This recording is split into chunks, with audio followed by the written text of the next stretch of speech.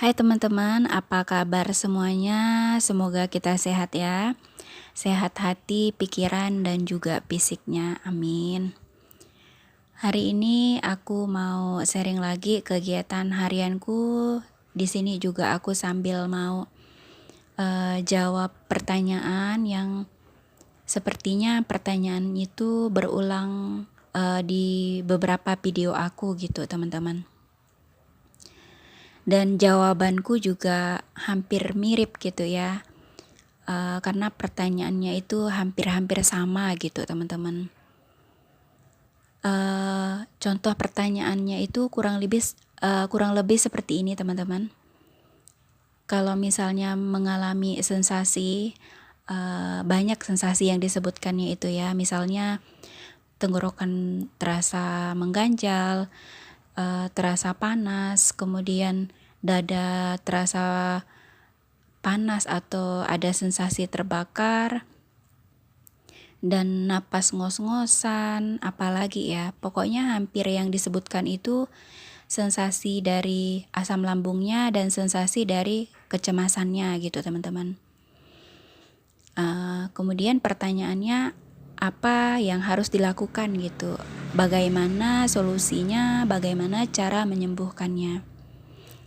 Baik, akan aku jawab kembali di sini ya teman-teman. Meskipun udah aku jawab juga langsung dengan teman yang bertanya gitu ya.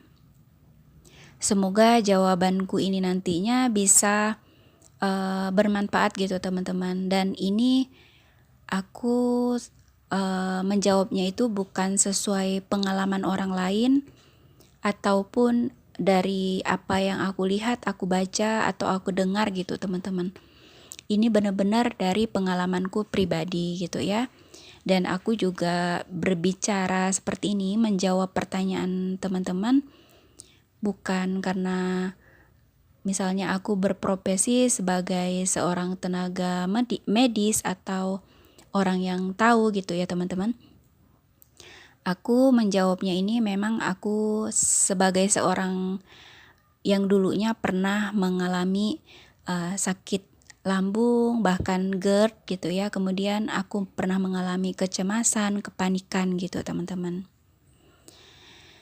Jadi jawabannya itu teman-teman, yang pertama, kalau untuk menyembuhkan lambungnya, aku minum air kunyit teman-teman. Kalau misalnya asam lambungku itu benar-benar udah naik gitu ya, sampai ke tenggorokan, aku sendawa terus, kemudian rasa asam di mulut, bahkan sampai ke hidung gitu ya, seperti ada aroma yang asam yang kuat gitu teman-teman.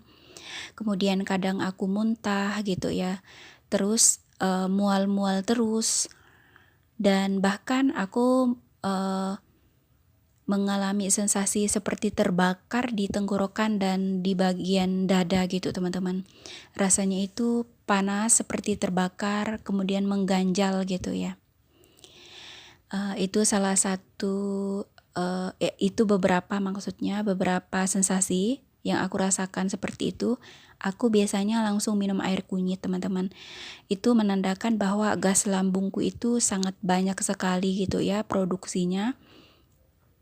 Dan itu bisa disebabkan karena mungkin aku tidak menjaga pola makan, tidak menjaga makananku, tidak menjaga pikiranku gitu ya, kemudian pola hidupku mungkin kurang teratur atau kurang baik gitu teman-teman. Jadi aku minum air kunyitnya itu pada saat perut kosong gitu teman-teman. Yang baiknya itu di pagi hari gitu ya, sebelum kita sarapan, sebelum masuk apapun di mulut kita gitu ya, kita belum makan apapun, kita minum air kunyit dulu. Kalau aku biasanya ditumbuk kunyitnya teman-teman, nggak banyak gitu ya. Kalau aku ya biasanya seibu jari gitu teman-teman. Kunyitnya aku tumbuk, kemudian langsung aku kasih air hangat, kadang air biasa juga. Terus dikasih garam sedikit aja gitu teman-teman, supaya ada rasa sedikit gitu ya. Karena kalau misalnya pagi hari itu kan biasanya kita masih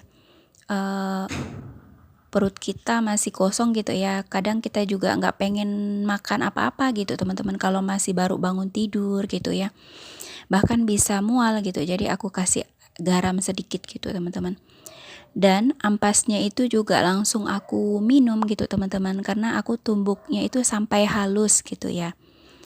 Terus kalau teman-teman misalnya mau jumlahnya agak banyak boleh, kalau misalnya kunyitnya mau diparut juga boleh, mau disaring juga boleh gitu ya. Ampasnya mau dibuang juga boleh gitu teman-teman, itu terserah gitu ya, gimana nyamannya kalian gitu teman-teman. Yang pasti minum aja air kunyitnya selama beberapa hari, selama kalian merasa lambung kalian itu masih kurang nyaman gitu teman-teman. Terus kalau misalnya kalau misalnya udah dirasa nyaman lambungnya, boleh berhenti gitu teman-teman. Dan untuk perawatan lambungnya boleh sesekali gitu ya. Ini aku salah terus ngomongnya. Boleh sesekali teman-teman minum gitu ya. Mungkin 1 bulan minum 2 kali atau 1 minggu sekali boleh gitu ya. Tapi kalau aku kalau lagi nggak sakit lambungnya, aku nggak minum air kunyit gitu teman-teman. Terus kalau obat dokter aku memang nggak terlalu minum teman-teman. Jadi aku konsumsinya air kunyit gitu ya. Kemudian untuk menyembuhkan kecemasannya itu, kurangilah pikiran negatif teman-teman. Contohnya misalnya takut nih besok, kira-kira kalau aku pergi ke sini aku sendirian nanti gimana ya kalau misalnya cemasku kambuh, gimana ya kalau misalnya penyakitku ini penyakit yang berbahaya, gimana ya kalau misalnya ini pokoknya bermacam-macam ragam pikiran negatif itu yang belum terjadi itu jangan kita pikirkan gitu teman-teman. Kalaupun memang udah terlintas di pikiran kita, ya abaikan gitu teman-teman. Berusaha untuk alihkan pikiran kita ke hal yang lain. Jadi berusaha tetap mengalihkan pikiran ke hal yang lain sambil kita juga produktif gitu teman-teman. Kita mengerjakan hal-hal yang kita senang gitu ya. Karena kalau kita nggak melakukan apapun, biasanya kita akan malah pikirannya itu jadi negatif terus, kemudian kita jadi makin lemah gitu teman-teman. Jadi makin nggak karuan gitu ya pikirannya, jadi berputar-putar terus, lambungnya kambuh, kemudian kecemasannya kambuh, sensasinya jadi bercampur aduk, jadi nggak sembuh-sembuh gitu teman-teman. Jadi itu hal yang aku lakukan dan itu butuh waktu yang lama, jadi harus berjuang terus gitu teman-teman. Jangan berhenti berjuangnya gitu ya, berjuang dalam artian untuk menyembuhkan diri. Kalau misalnya teman-teman memang udah konsultasi ke dokter, ada obat dari dokter, boleh diminum gitu teman-teman. Yang penting sesuai dengan anjuran dokter, dan pastikan kalian juga tahu gitu ya penyakit yang kalian alami itu apa gitu teman-teman. Seperti itu kira-kira ya teman-teman penjelasan dari aku sesuai dengan pengalamanku pribadi. Semoga teman-teman paham, kalian tetap semangat untuk berjuang sembuh. Semoga apa yang aku bagikan ada manfaatnya teman-teman. Terima kasih udah nonton dari awal sampai akhir. Kita jumpa lagi di video berikutnya. Jangan lupa dukung aku juga ya. Bye-bye.